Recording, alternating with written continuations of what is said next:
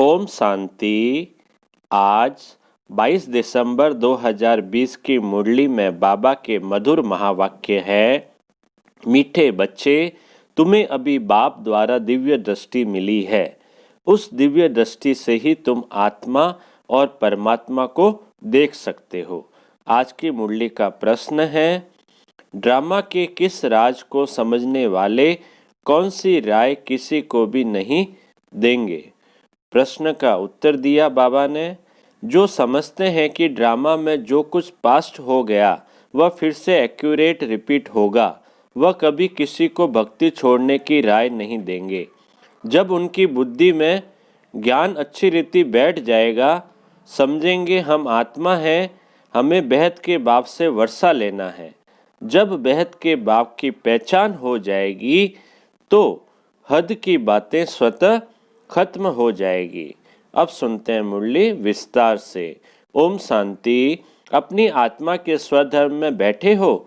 रूहानी बाप रूहानी बच्चों से पूछते हैं, क्योंकि यह तो बच्चे जानते हैं एक ही बेहद का बाप है जिसको रूह कहते हैं। सिर्फ उनको सुप्रीम कहा जाता है। सुप्रीम रूह या परम आत्मा कहते हैं। परमात्मा है जरूर, ऐसे नहीं कहेंगे कि परमात्मा है ही नहीं। परम आत्मा माना परमात्मा। यह भी समझाया गया है, मूंझना नहीं चाहिए, क्योंकि 5000 वर्ष पहले भी यह ज्ञान तुमने सुना था। आत्मा ही सुनती है ना। आत्मा बहुत छोटी सूक्ष्म है, इतना है जो इन आँखों से देखा नहीं जाता। ऐसा कोई मनुष्य नहीं होगा जिसने आत्मा को इन आँखों से देखा होगा। है कोई ऐसा मनुष्य जिसने आत्मा को देखा है? देखने में आती है, परंतु दिव्य दृष्टि से, सो भी ड्रामा प्लान अनुसार। अच्छा, समझो कोई को आत्मा का साक्षात्कार होता है जैसे और चीज देखने में आती है। भक्ति मार्ग में भी कुछ साक्षात्कार होता है तो इन आँखों से ही वह दिव्य दृष्टि मिलती है जिससे चैतन्य में देखते हैं। आत्मा को ज्ञान चक्षु मिलती है जिससे देख सकते हैं, परंतु ध्यान में भक्ति मार्ग में बहुत भक्ति करते हैं। जब साक्षात्कार होता है, जैसे मीरा को साक्षात्कार हुआ, डांस करती थी। वैकुंठ तो था नहीं, 500-600 वर्ष हुआ होगा। उस समय वैकुंठ था थोड़ी। जो पास्ट हो गया है वह दिव्य दृष्टि से देखा जाता है। जब बहुत भक्ति करते करते एकदम भक्तिमय हो जाते हैं तब दीदार होता है, परंतु उनसे मुक्ति नहीं मिलती। मुक्ति, जीवन मुक्ति का रास्ता भक्ति से बिल्कुल न्यारा है। भारत में कितने ढेर मंदिर है। शिव का लिंग रखते हैं, बड़ा लिंग भी रखते हैं, छोटा भी रखते हैं। लिंग होते हैं ना अलग अलग साइज के, कोई बड़ा होता है, कई मंदिरों में छोटा होता है। अब यह तो बच्चे जानते हैं, जैसी आत्मा है वैसे परमपिता परमात्मा है। साइज सबका एक ही है। आत्मा परमात्मा का कोई साइज में फर्क थोड़ी है। जैसे बाप वैसे बच्चे। आत्माएं सब भाई भाई है। आत्मा इस शरीर में आती है पाठ बजाने। यह समझने की बातें हैं। यह कोई भक्ति मार्ग की दंत कथाएं नहीं है। ज्ञान मार्ग की बातें सिर्फ एक बाप ही समझाते हैं। पहले पहले समझाने वाला बेहद का बाप निराकारी है। उनके लिए पूरी रीति कोई भी समझ नहीं सकते। कहते हैं वह तो सर्वव्यापी है। यह कोई राइट नहीं। बाप को पुकारते हैं, बहुत प्यार से बुलाते हैं। कहते हैं बाबा आप जब आएंगे तो आप पर हम वारी जाएंगे। मेरा तो आप, दूसरा ना कोई। तो जरूर उनको याद करना पड़े। वह खुद भी कहते हैं, हे बच्चों, आत्माओं से ही बात करते हैं। इसको रूहानी नॉलेज कहा जाता है। गाया भी जाता है, आत्मा और परमात्मा अलग रहे बहुकाल। यह भी हिसाब बताया है। बहुत काल से तुम आत्माएं अलग रहती हो, जो ही फिर इस समय बाप के पास आई हो, फिर से अपना राजयोग सीखने। यह टीचर सर्वेंट है। टीचर हमेशा ओबीडियंट सर्वेंट होते हैं। बाप भी कहते हैं हम तो सब बच्चों का सर्वेंट हूँ। तुम कितना हुज्जत से बुलाते हो, हे पतित पावन, आकर हमको पावन बनाओ। सब है भक्तियां, कहते हैं ए भगवान आओ, हमको फिर से पावन बनाओ। पावन दुनिया स्वर्ग को, पतित दुनिया नरक को कहा जाता है। अभी कौन सी दुनिया है? पतित दुनिया है, और पावन दुनिया होगी स्वर्ग। यह सब समझने की बातें हैं। यह कॉलेज अथवा गॉड फादरली वर्ल्ड यूनिवर्सिटी है। इसके एम ऑब्जेक्ट है मनुष्य से देवता बनना। बच्चे निश्चय करते हैं हमको यह बनना है। जिसको निश्चय ही नहीं होगा वह स्कूल में बैठेगा क्या? एम ऑब्जेक्ट तो बुद्धि में है। हम बैरिस्टर व डॉक्टर बनेंगे तो पढ़ेंगे ना। निश्चय नहीं होगा तो आएंगे ही नहीं। तुमको निश्चय है हम मनुष्य से देवता, नर से नारायण बनते हैं। यह सच्ची सच्ची सत्य नर से नारायण बनने की कथा है। वास्तव में यह है पढ़ाई, परंतु इनको कथा क्यों कहते हैं? क्योंकि 5000 वर्ष पहले भी सुनी थी, पास्ट हो गई। पास्ट को कथा कहा जाता है। यह है नर से नारायण बनने की शिक्षा। बच्चे दिल से समझते हैं नई दुनिया में देवताएं, पुरानी दुनिया में मनुष्य रहते हैं। देवताओं में जो गुण है वह मनुष्यों में नहीं है, इसलिए उनको देवता कहा जाता है। मनुष्य देवताओं के आगे नमन करते हैं। आप सर्वगुण संपन्न हो, फिर अपने को कहते हैं हम पापी नीच। मनुष्य ही कहते हैं, देवताओं को तो नहीं कहेंगे। देवताएं थे सतयुग में, कलयुग में हो न सके, परंतु आजकल तो सबको श्री श्री कह देते हैं। श्री माना श्रेष्ठ। सर्वश्रेष्ठ तो भगवान ही बना सकते हैं। श्रेष्ठ देवता सतयुग में थे, इस समय कोई मनुष्य श्रेष्ठ है नहीं। तुम बच्चे अभी बेहद का संन्यास करते हो। तुम जानते हो यह पुरानी दुनिया खत्म होने वाली है, इसलिए इन सबसे वैराग्य है। वह तो है हठ योगी सन्यासी, घर बार छोड़ निकले, फिर आकर महलों में बैठे हैं। नहीं तो कुटिया पर कोई खर्चा थोड़ा ही लगता है, कुछ भी नहीं। एकांत के लिए कुटिया में बैठना होता है, न कि महलों में। बाबा कहते हैं एकांत चाहिए तो कहाँ बैठना है? कुटिया में। कुटिया में एकांत रहेगा, महलों में नहीं। बाबा की भी कुटिया बनी हुई है ना, मधुबन में, माउंट आबू में। कुटिया में सब सुख है। अभी तुम बच्चों को पुरुषार्थ कर मनुष्य से देवता बनना है। तुम जानते हो ड्रामा में जो कुछ पास्ट हो गया वह फिर से एक्यूरेट रिपीट होगा। इसलिए किसको भी ऐसी राय नहीं देनी है कि भक्ति छोड़ो। जब ज्ञान बुद्धि में आ जाएगा तो समझेंगे हम आत्मा है। हमको अब तो बेहद के बाप से वर्षा लेना है। बेहद के बाप की जब पहचान होती है तो फिर हद की बातें खत्म हो जाती है। बाप कहते हैं ग्रस्त व्यवहार में रहते सिर्फ बुद्धि का योग बाप से लगाना है। शरीर निर्वाह के लिए कर्म भी करना है। जैसे भक्ति में भी कोई कोई बहुत नौंदा भक्ति करते हैं, नियम से रोज जाकर दर्शन करते हैं। देहधारियों के पास जाना वह सब है जिस्मानी यात्रा। भक्ति मार्ग में कितने धक्के खाने पड़ते हैं, यहाँ कुछ भी धक्का नहीं खाना है। आते हैं तो समझाने के लिए बिठाया जाता है, बाकी याद के लिए कोई एक जगह बैठ नहीं जाना है। भक्ति मार्ग में कोई कृष्ण का भक्त होता है तो ऐसे नहीं चलते फिरते कृष्ण को याद नहीं कर सकते। इसलिए जो पढ़े लिखे मनुष्य होते हैं कहते हैं कृष्ण का चित्र घर में रखा है, फिर तुम मंदिरों में क्यों जाते हो? कृष्ण के चित्रों की पूजा तुम कहाँ भी करो। अच्छा, चित्र न रखो, याद करते रहो। एक बार चीज देखी तो फिर वह याद रहती है। तुमको भी यही कहते हैं, शिव बाबा को तुम घर बैठे याद नहीं कर सकते हो? पूछते हैं प्रश्न। यह तो है नई बात। शिव बाबा को कोई भी जानते नहीं, नाम रूप देश काल को जानते ही नहीं। कह देते सर्वव्यापी है। आत्मा को परमात्मा तो नहीं कहा जाता है। आत्मा को बाप की याद आती है, परंतु बाप को जानते नहीं तो समझाना पड़े 7 रोज। फिर बाबा कहते हैं अगर बाप को नहीं जानते तो फिर 7 दिन का कोर्स होता है ना, तो समझाना पड़े 7 रोज। फिर रेजगारी पॉइंट्स भी समझाई जाती है।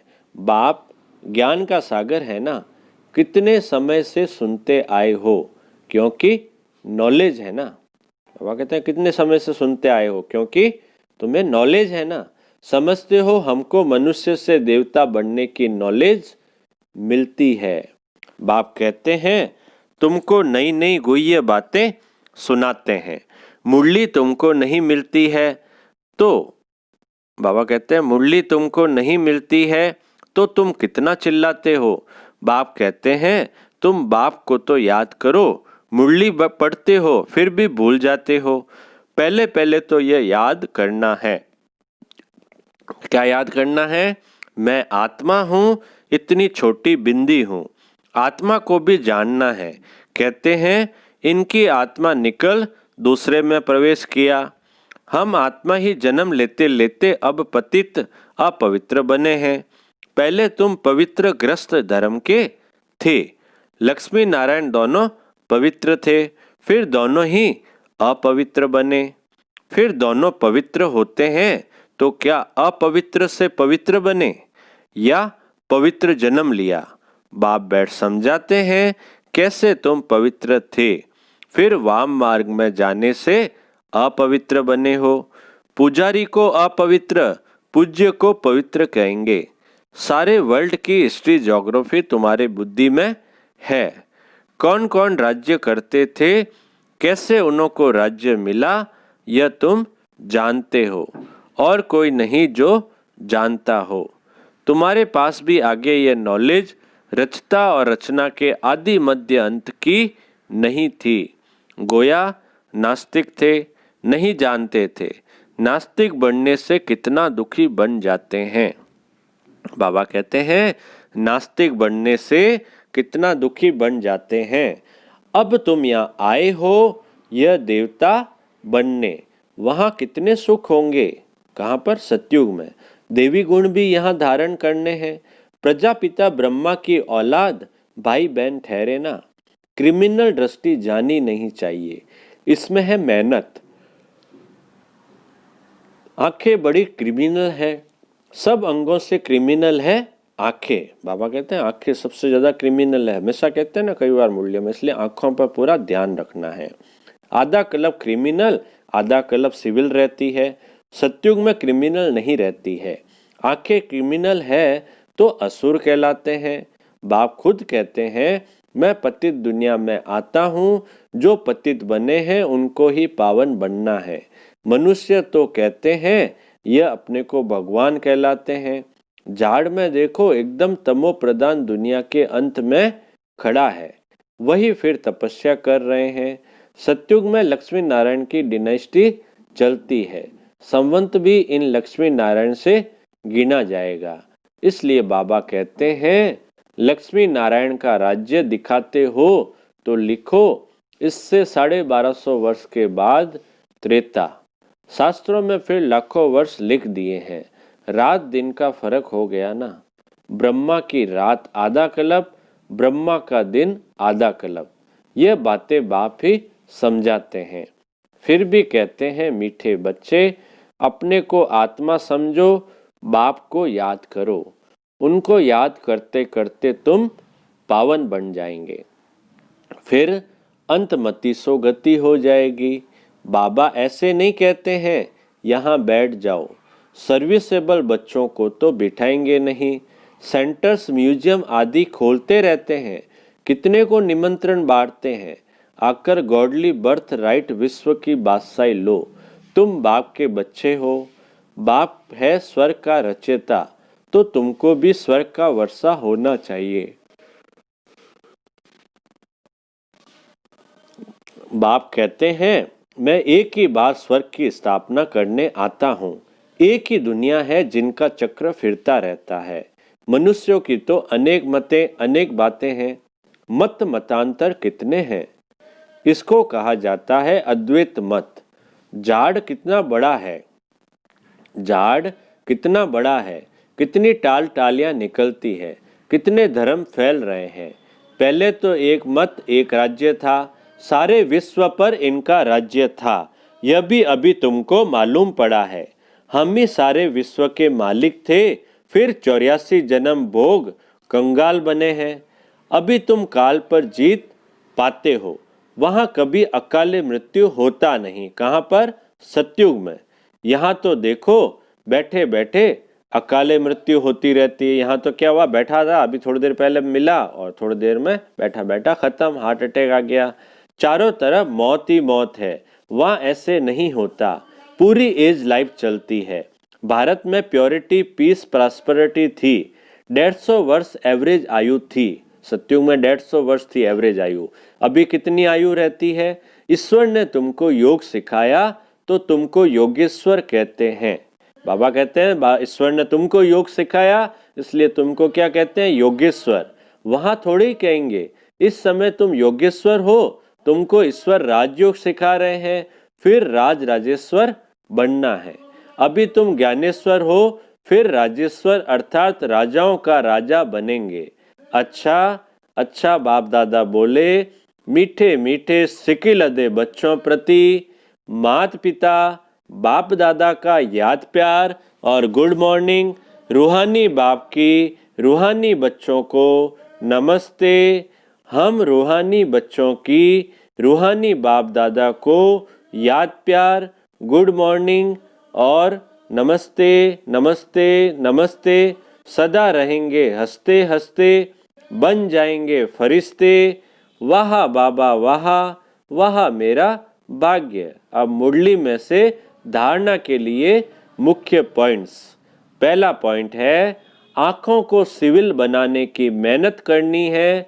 बुद्धि में सदा रहे हम प्रजापिता ब्रह्मा के बच्चे भाई बहन हैं, क्रिमिनल दृष्टि रख नहीं सकते। दूसरा पॉइंट, शरीर निर्वाह अर्थ कर्म करते बुद्धि का योग एक बाप से लगाना है। हद की सब बातें छोड़ बेहद के बाप को याद करना है, बेहद का सन्यासी बनना है। अब मीठे बाबा का मीठा वरदान है, सदा अतीन्द्रिय सुख के झूले में झूलने वाले संगम युग की सर्व अलौकिक प्राप्तियों से संपन्न भव। सदा अतीन्द्रिय सुख के झूले में झूलने वाले संगम युग की सर्व अलौकिक प्राप्तियों से संपन्न भव। विस्तार, जो बच्चे अलौकिक प्राप्तियों से सदा संपन्न हैं वो अतीन्द्रिय सुख के झूले में झूलते रहते हैं। जैसे जो लाडले बच्चे होते हैं उनको झूले में झुलाते हैं, ऐसे सर्व प्राप्ति संपन्न ब्राह्मणों का झूला अतीन्द्रिय सुख का झूला है। इसी झूले में सदा झूलते रहो। बाबा कहते हैं इसी झूले में सदा झूलते रहो, कभी भी देह अभिमान में नहीं आना। जो झूले से उतरकर धरती पर पांव रखते हैं वो मेले हो जाते हैं। ऊंचे ते ऊंचे बाप के स्वच्छ बच्चे सदा अतीन्द्रिय सुख के झूले में झूलते, मिट्टी में पांव नहीं रख सकते। स्लोगन है आज का, मैं त्यागी हूँ, इस अभिमान का त्याग ही सच्चा त्याग है। मैं त्यागी हूँ, इस अभिमान का त्याग ही सच्चा त्याग है। अच्छा, ओम शांति।